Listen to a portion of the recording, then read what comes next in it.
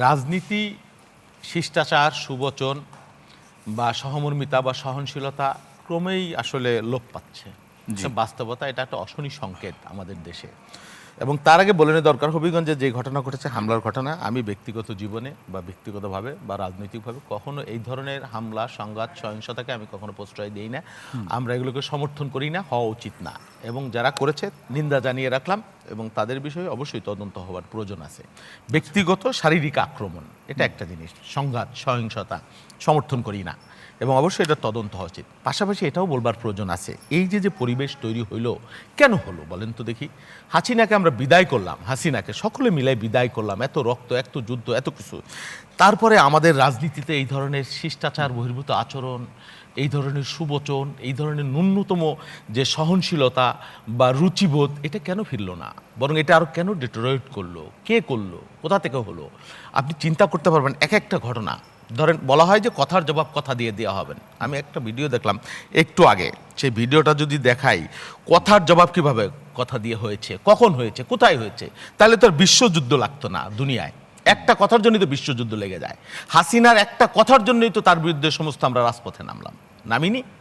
তাহলে কথায় কি না হয় বলেন? কথা বোমা শব্দের চাইতে, পরমাণু বোমার চাইতে সবচাইতে খারাপ।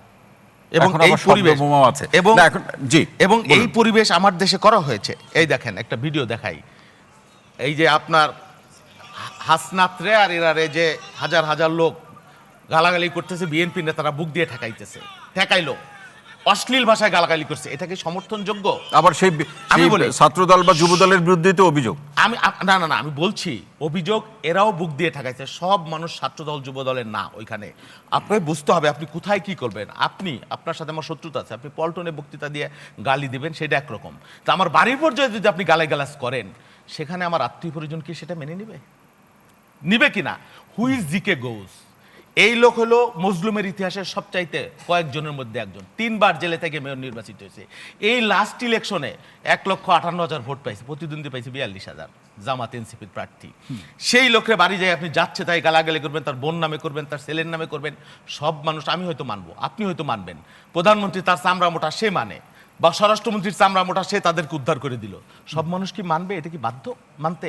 কি ধরনের ভাষা শব্দ প্রয়োগ হয়েছে আপনি চিন্তা করতে পারবেন। মির্জা আব্বাস কোন চ্যাটের বাল? এটা কোনো রাজনীতির ভাষা? এটা কোনো শিষ্টাচারের ভাষা? কে মানবে? কয়জনে মানবে? কাকে আপনি মানাবেন? কাকে মানাবেন আপনি? একটা করে প্রধানমন্ত্রী, সন্ত্রাসীদের godfather, master mind Tarique Rahman, সেনাপ্রধান ভণ্ড, দাঁড়িয়ে রাখছে, বুড়ো হয়েছে, সেনাবাহিনীর মাথায় গিলু নাই, এগুলোর হাতে অস্ত্র দিছে, ক্যান্টনমেন্ট ঘুরেই দিব। তারপরে কি ছাত্রদল যুবদল, জানোয়ার, উল্লুক, রেকর্ডেড এভরি। এই ভাষা আমরা কোনোদিন 17 বছরে বলেছি? এটা তো শেখ হাসিনার খারাপ ভাষা। এখন সবাই আপনাকে প্রোটেকশন দেওয়ার দায়িত্ব তো বিএনপির না? সব জায়গায় নট দ্যাট। বিএনপির মহাসচিব শিষ্টাচারই শিখানে অভদ্র, অযোগ্য, অথর্ব। কি বলবেন আপনি? একটা মজলুম মানুষ কার সাথে কোথায় অভদ্রতা করলো, কোথায় শিষ্টাচারহীনতার আচরণ করলো মির্জা ফখরুল আহমেদের মতো একজন প্রবীণ রাজনীতিবিদ? কোন ধরনের শিষ্টাচার?